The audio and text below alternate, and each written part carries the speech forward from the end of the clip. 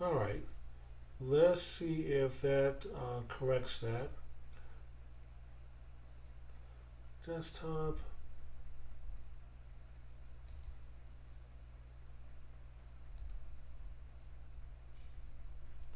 All right. And let me check the other sound setting. I'm going to check these things and um, desktop audio should be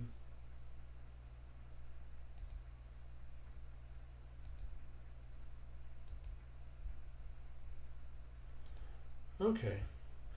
Hopefully that makes a difference. I will start my little dialogue over in the event that you guys missed it. So what I was saying is that Tommy is checking into his hotel room and will join us shortly.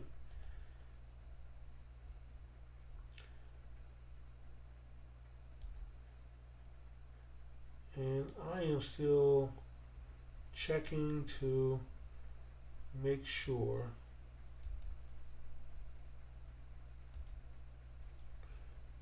Okay. For some reason, the settings do not want to stay. I may have to move away from OBS Studio to another software. I think we primarily chose it because there were so many people using the software, and of course it's free, which always helps. Hmm. Um, Let me see. What about now? I'm still getting feedback that people are having a hard time hearing me or they can't hear me. And so I am checking all of the settings to make sure.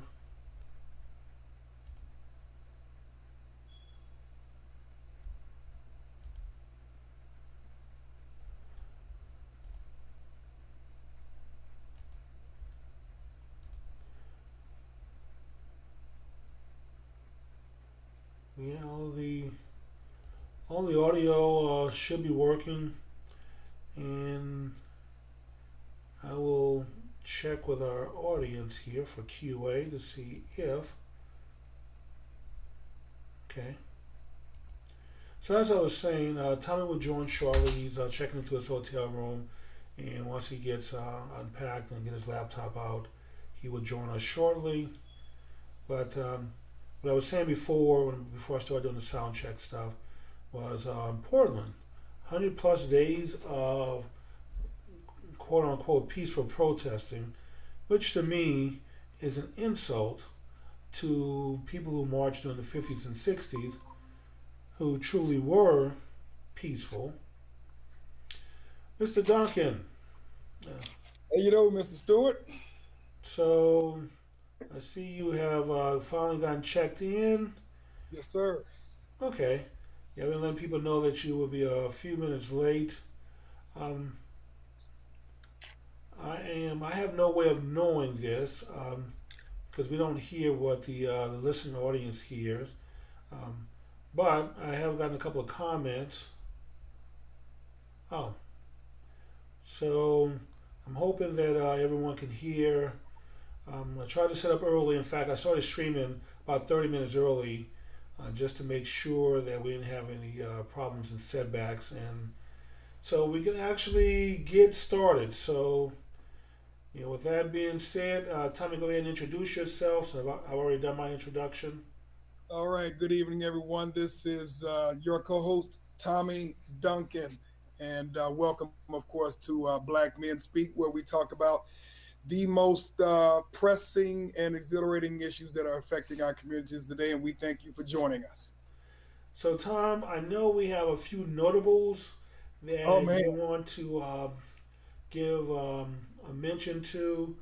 And if we have time after that, I would like to share a theory that I have of what women make the best women for Okay, as marriage and partnering.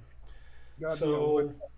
But So I tell you this, man. Before we get to that, we've got to pay our homage to some giants, man, that we've lost I within the know last that's why I week. said we'll do that first. We'll do that first, and then if we have a few minutes left over, I want to share my theory and belief with our listening audience. For the men out there who happen to be looking for a good woman, and for good women out there looking for a good man, I'm going to share my belief with you on All right. how those two can come together. But anyway, let's get started with our notables, our giants. Who do we have first? In no particular order.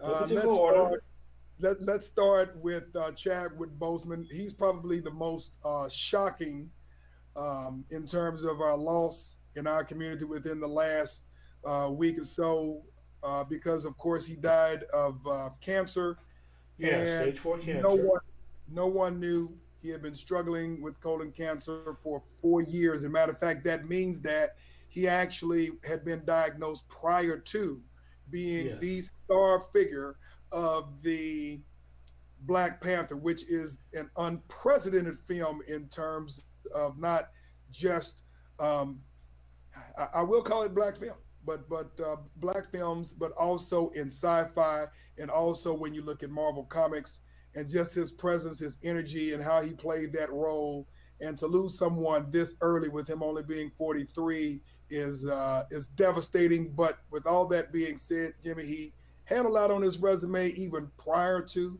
the Black Yes, he Panther. He did. played a couple of films since Black Panther, man, but it's just a devastating loss for the film community, a devastating loss for the black community, and a devastating loss for the manhood community.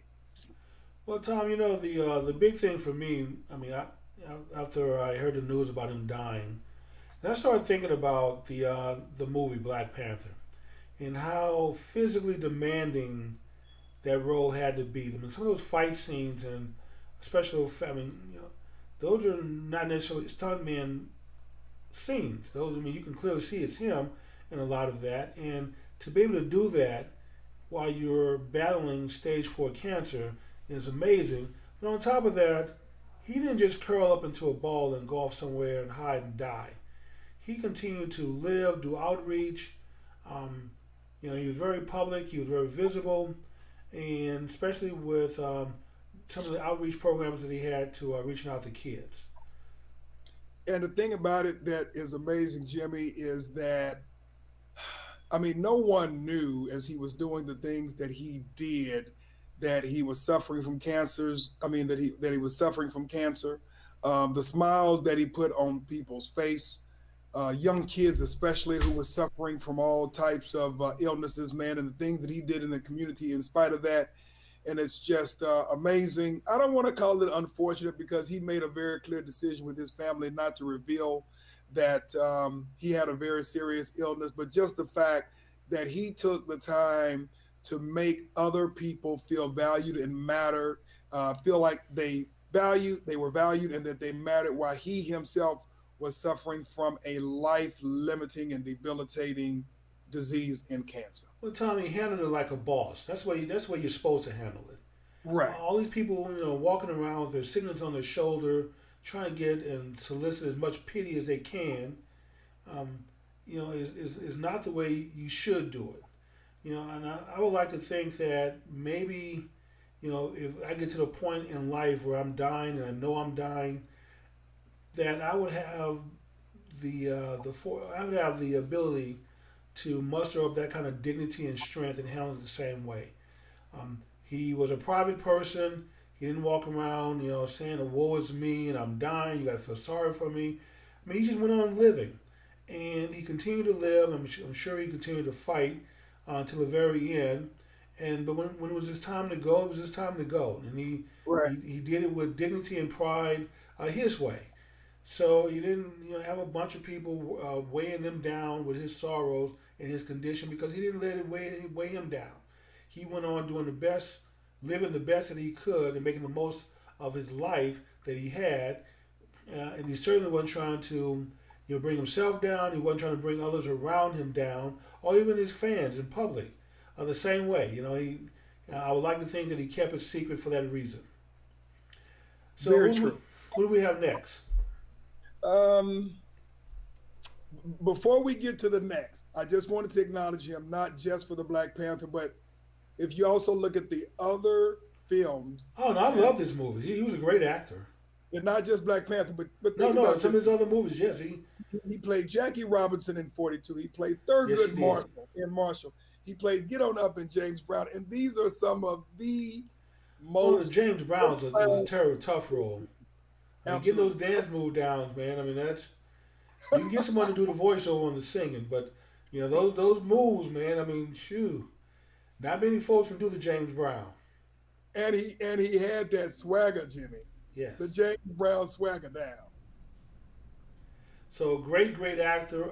You couldn't, I mean, there are not many that could have pulled those roles off the way he did and made him convincing. I love him in Jackie Robinson in 42.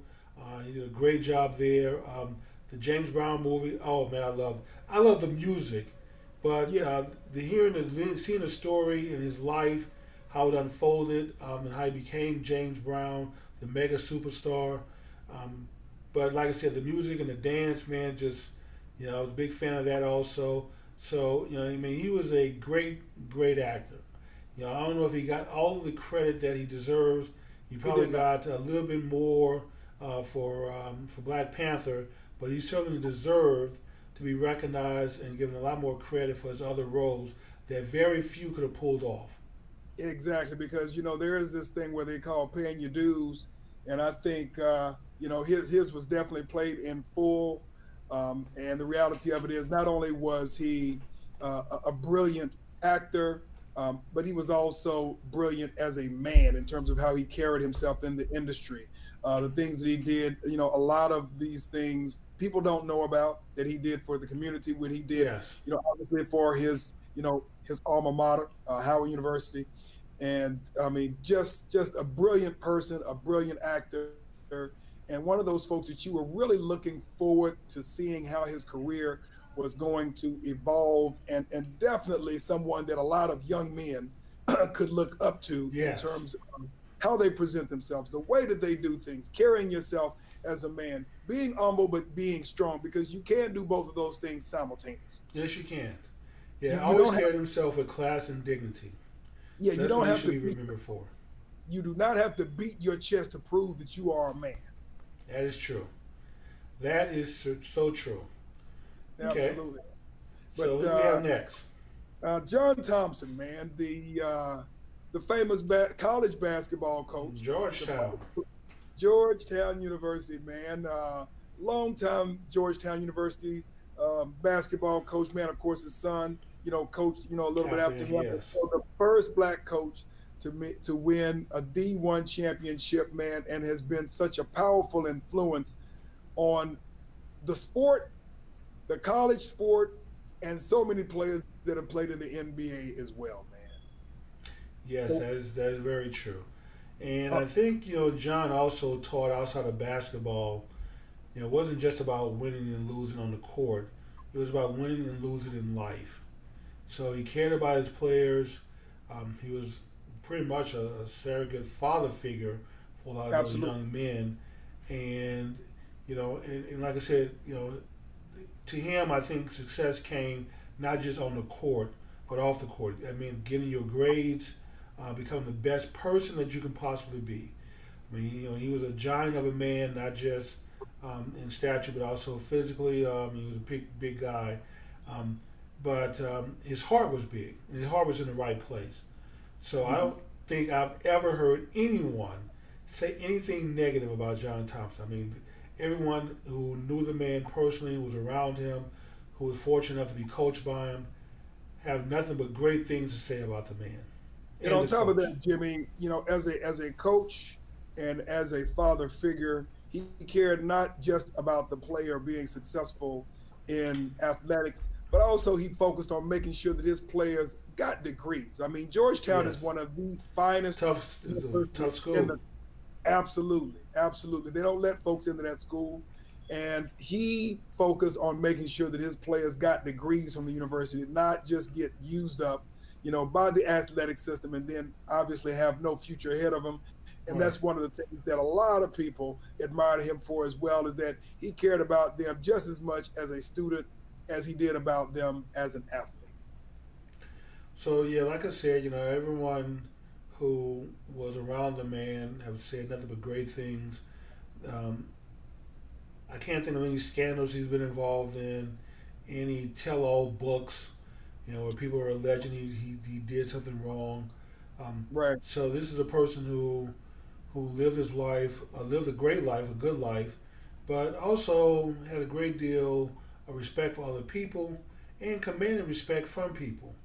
So I think when you treat people with dignity and you expect people to behave a certain way with dignity and respect, I think sometimes you can bring out the best in people when you have a person with strong character who expects you to behave the way you're supposed to.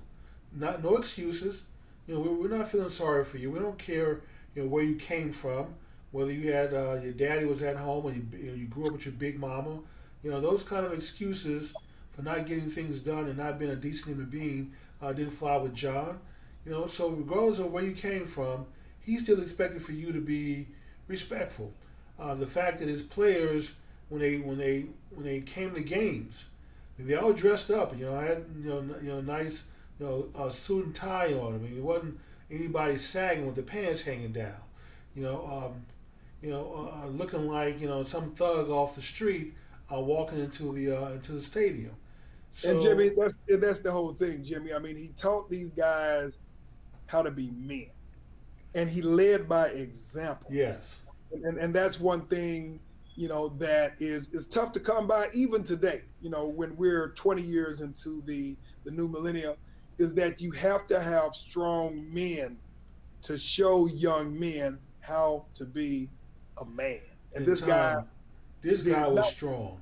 You did not dare, you did not dare cross Big John. So No. if he told you to put your suit on when you get on the bus, this is how we're going to dress up. Um, if he dressed that way, he expected everyone else to dress that way, and And there the were thing no about excuses going to be made and he or also accepted. led and he also led Jimmy, because you have to understand that he was a trailblazer. He led the path. And then you think about folks who come after him, great coaches, in the NCAA. I mean, Nolan Richardson, obviously he passed a long time ago. We've never Yes, really from talked about Arkansas. Nolan Richardson. But you think about it, he preceded Nolan Richardson, the great coach, of the University of Arkansas. You think about people Yes. like Tommy Smith. And then you think about the younger guys who are in the game today. And John Thompson was the one. I'm not going to say that he opened it up for all of these guys, but he definitely was a trailblazer and knocked down a lot of doors for a lot of future coaches that came after him. And for I him think to have that's won, safe to say. yeah, and to have knocked down the door that he did and show that what, it's not just white coaches who can win and win at big university programs and win in the right way and care about their players and care about the university. And he just opened so many doors, man. You can't even begin Well, to imagine the influence that he has had and Tom, he also throughout college recruited well. football and basketball. I mean, he recruited some guys. When you think about Georgetown, this is the most expensive university in the world.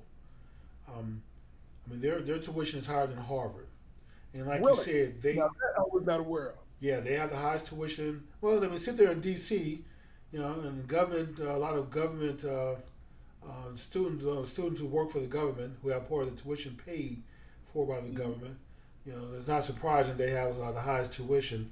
But like you Right. say, they don't let just anyone into the university. And to get access to that quality of an education is truly worth something. Yes. But he also recruited guys who you wouldn't normally find at a university like Georgetown. Hmm. No, I'm sorry. George Washington has the highest Oh, tuition. I'm sorry, not Georgetown.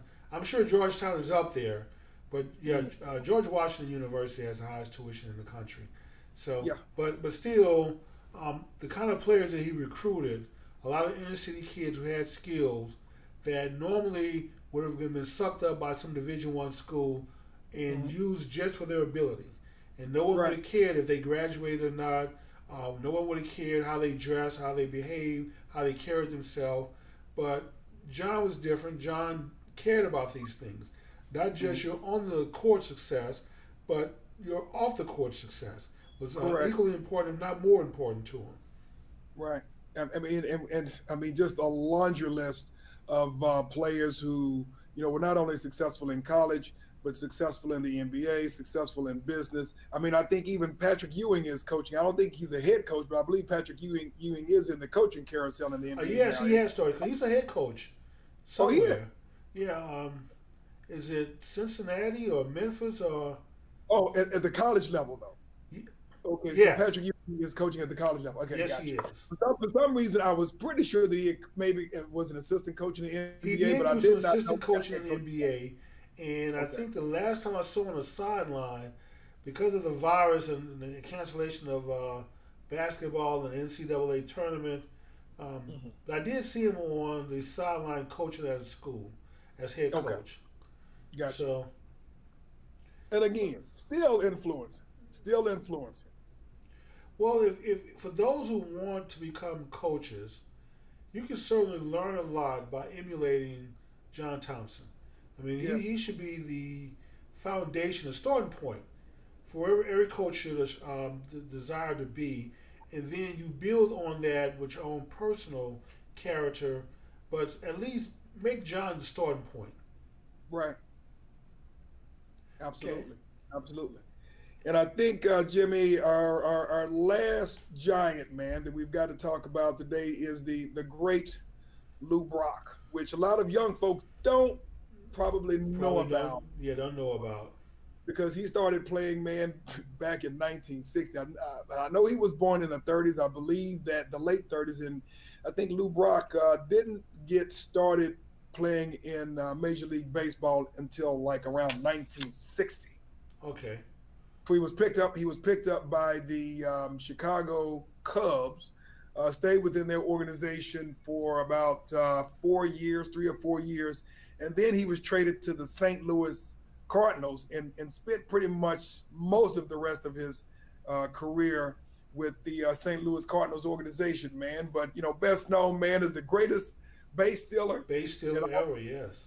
absolutely greatest. One of, if not the greatest base stealer in Major League history. Man broke Ty Cobb's record for the number of bases stolen, man, and actually had some pretty hefty, hitting statistics as well, Well, I Jimmy. was And gonna this, say, Tom, in order to steal a base, you have to get on base.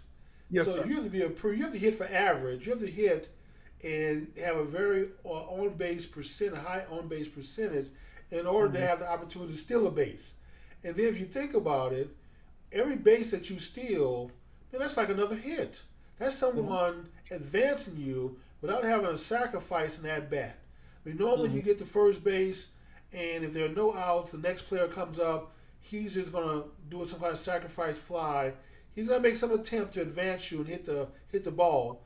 But after that second strike, it's pretty much I'm just gonna pop the ball up, just so I can advance you to the next base.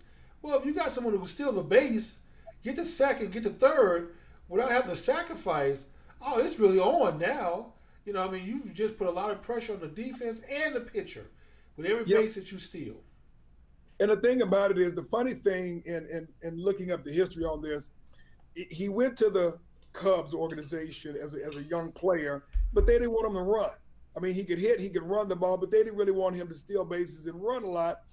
And so they needed a pitcher, a big time pitcher. So they ended up, trading Lou Brock for a pitcher. St. Big Louis mistake. Cardinals and their fans knew very little to nothing about Lou Brock, and they were not happy per se. Now you got to remember this is 1964, and so even though you had Jackie Robinson in the league, let's just say that most baseball fans were still not extremely high on black players, in the Major League Baseball, number one. And number two, he was not a known commodity. Chicago Cubs did not really leverage his best talents and skills for the organization.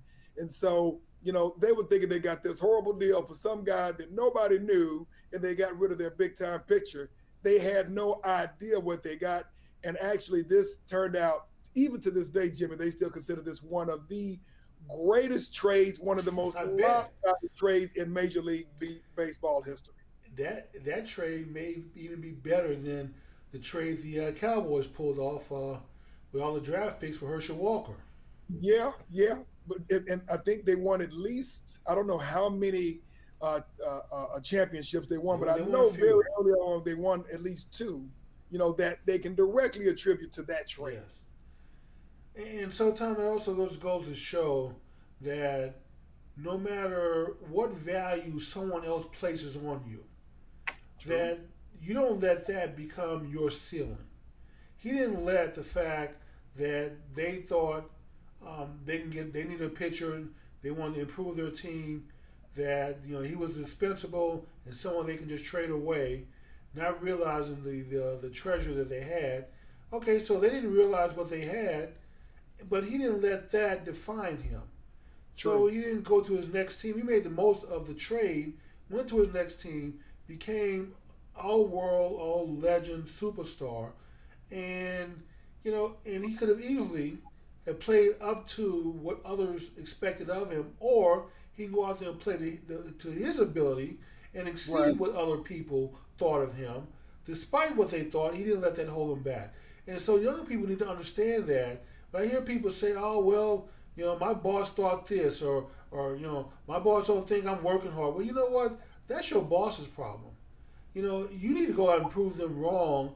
If they don't think that you're capable of doing something, prove them wrong. Go show them that you are all world in your ability and what you can do, and show them that, hey, if you let me go or let me walk out of here, let someone hire me away, it's going to be your loss. So that's why you have to treat these things. Don't sit there, woe is me, want someone to feel sorry for you, and just go out and make the best of the opportunity that you're being presented. A change of scenery worked out great. And sometimes you have to change your scenery to get away from all the naysayers in order to blossom.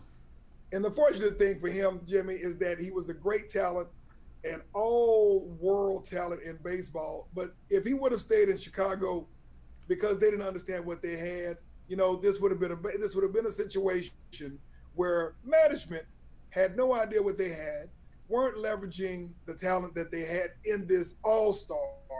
And there's no telling what would have happened if he would have stayed at the Chicago Cubs, as opposed to an organization that obviously could see what they had, nobody else did. But most importantly, I think I would agree with you, Jimmy, is that he took advantage of an opportunity. And once he got the opportunity to go out there and show what he had, he made the absolute most of it and became an all-star in Major League Baseball and really all of sports. Right. Well, you see that, Tom, definitely in football, for example. You take a coach like Belichick who takes the talent that he has and finds a way to get the most out of that talent. If you have to change the system up, going from the power running game to the West Coast offense to a power passing game, whatever it is, just take the talent. And notice that when talent drops off there, when people leave, they don't the talent, the success of the team don't seem to drop off. You lose your quarterback, you take the backup quarterback, go win 11 games. 11 games, and people think that was a failed season. But those are coaches who try to get the most out of their talent versus teams like our dreadful Cowboys sometimes, who have talent and try to adjust the talent to the system.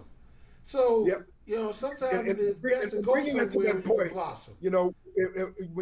Bringing your point up, now that you have a Belichick who doesn't really have a lot of what most people consider to be talent on the offensive side. They have one Cameron Newton now, and they're going to adapt, presumably, what they have to an all-star, someone who lifted his team, led them to a Super Bowl. It's been, 5 or some odd years ago now. Seems like a lifetime, but it'll be very interesting to see what Belichick does to adapt his team and his strategy, his football strategy, to take advantage of what they had. Obviously, Cam would have one of the best seasons he's had since that Super Bowl run. or NFC Championship run. Um, Belichick is going to put him in position to be successful and win games. And But so the question is, how is he going to protect Cam Newton? Because he's taking a lot of hit. time is going to means he has to release the ball a lot sooner. Trust me, Belichick is a very smart coach, and Yep. so he can diagnose what's wrong with Cam Newton's game. And he's going to tell him, you're going to have to. He took Brady, who was a 40-plus-year-old quarterback, but Brady had a very quick release. That quick release has allowed him to play up past well into his 40s now. What is it, 44 now? 43, 44? Yep. So Cam Newton's going to do the same.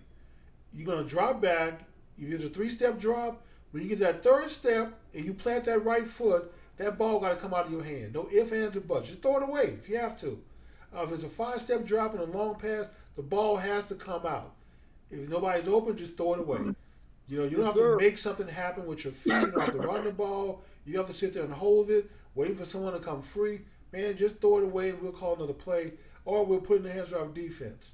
So Belichick will figure out a way to bring the most out of him if he just listens and follows instructions, and then let Belichick coach the talent that he has. He'll be fine.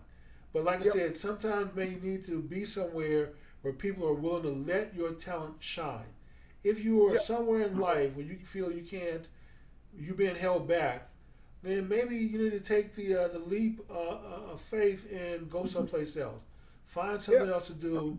Go work for someone who recognizes that you want to be greater than just being a desk worker, an office worker, or whatever it is that you do in life. If you have aspirations to be greater than that, be greater than that. Don't let someone over you hold you back. If he had stayed in Chicago, I don't know if we'd be talking about Lou the same way now. I don't believe so, Jimmy. I don't believe that if Cameron Newton was in Chicago, I don't believe if Cameron Newton was in Dallas, and with probably at least 75, even 80% of the teams. Nope. Yes. So what do we do at that time, Jimmy? We're at about 35 minutes past the hour. And we are.